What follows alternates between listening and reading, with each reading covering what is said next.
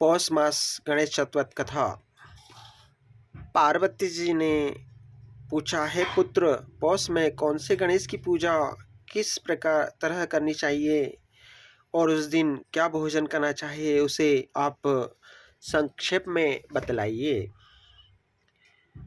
श्री गणेश जी ने कहा, हे महादेवी, पौष मास के चतुर्थी को विघ्न विनाशिनी होती है। इसमें लंबोदर नामक गणेश की पूजा करके भोजन के रूप में केवल गौमूत्र ही पीना चाहिए। व्रती को पूर्वोक्त विधि से पूजन करना चाहिए, अर्थात दिन भर शांत भाव से निराहार रहकर व्रत करे, दिन में न सोए, ब्रह्मचर्य का पालन करे, रात्रि में पूजन के बाद ब्राह्मण भोजन करावे, दुग्ध निर्मित खीर में शुद्ध घी मिलाकर गणपति मंत्र से हवन करे तो वह शासक को भी अपने वशीभूत कर सकता है। इस संबंध में हम आपको एक प्राचीन कथा सुनाते हैं। एक बार रावण ने सभी देवताओं को जीतकर मदांत हो संध्या कर रहे बाली को पीछे से पकड़ लिया। बलशाली बाली रावण को अपनी कोख में दबाए हुए आकाश मार्ग द्वारा किष्किंधापुरी में आया और उस बंदी रावण को अपने पुत्र अंगद के लिए खेलने के रूप में दे दिया। रावण के गले में रस्सी बांधकर अंगद ने उसे नगर में घुमाना शुरू कर दिया। विश्व विजयी रावण की ऐसी हालत देखकर सभी नगरवासियों ने अट्टहास किया। जनता कहने लगी, अरे देखो तो सही, यह विश्व विजेता रावण आज राजकुमार द्वारा सड़कों पर घुमाया जा रहा है। पूर्ववासियों की बात से रावण बहुत लज्जित होकर उसने लेने लगा। उसका दर्प चूर हो गया। उसने अपने नाना पुलस्त्य मुनि का स्मरण किया। अपने नाती की दीन पुकार से मुनि को आश्चर्य हुआ कि उसके नाती की ऐसी दशा क्यों कर हुई। अत्यंत गर्व करने से देव, दानव, मनुष्य आदि सभी का पतन असंभवी होता है। रावण के समीप आकर मुनि ने पूछा, तुमने मुझे क्यों याद किया है? रावण ने कहा, हे नाना जी, देवताओं को जीतने के कारण गर्व करने से मेरी यह दुर्गति हुई है। मैंने संध्या करते हुए एक वानर राज को देखा। पश्चिमित महासागर के तट पर मैंने उसे पीछे से पकड़ने की चेष्टा की, परंतु मैं ही उसके द्वारा पकड़ लिया गया।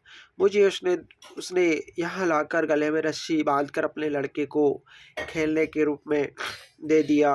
इस दुर्गति को बांधकर अपने लड़के को खेलने के लिए दे दिया। इस दुर्गति को देखकर नगरवासी मेरी हंसी उड़ाते हैं। हे देव, इसी चिंता में मैं व्याकुल रहता हूँ।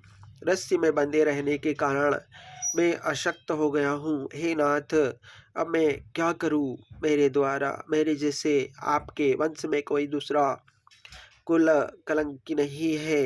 अब आप मेरी रक्षा कीजिए, कर सकते हैं। पुलस्त्य जी ने कहा, हे रावण, डरने की कोई बात नहीं है, मैं तुम्हें बंधन मुक्त करा दूंगा। यह बाली देवराज इंद्र के वीर से उत्पन्न है और पराक्रम में तुमसे बढ़कर है। इसकी मृत्यु महाराज दशरथ के पुत्र श्री राम के हाथों होगी। हे राक्षस राज, यदि तुम बाली के बंधन से छूटना चाहते हो तो मेरी बात मानकर संकटनाशन गणेश जी का व्रत करो। प्राचीन काल में वृत्रासुर की हत्या के पश्चात प्रायश्चित स्वरूप इंद्र ने इस व्रत को किया था। अतः तुम भी इस संकट नाशक व्रत को करो, बहुत ही शीघ्र ही तुम्हारा क्लेश दूर होगा। इस प्रकार आदेश देकर ब्रह्मर्षि वन में चले गए और इधर रावण ने व्रत का अनुष्ठान किया। हे देवी, इस व्रत के प्रभाव से रावण तत्काल ही बंधन रहित हो गया और सुरपूर्वक अपना राज्य करने लगा। भगवान श्री कृष्ण कहते हैं, हे युधिष्ठिर, आप भी इस व्रत को कीजिए। इस व्रत के प्रभाव से समर में समस्त शत्रु को संहार करके आप अपने उत्तम राज्य को प्राप्त करेंगे। कश्यप जी की बात सुनकर युधिष्ठिर ने विधि पूर्वक पौष कृष्ण चतुर्थी का व्रत किया और इस व्रत का प्रभाव से उन्होंने अपने राज्य को पुनः प्राप्त किया। जय श्री गणेश पिता कष्ट क्लेश।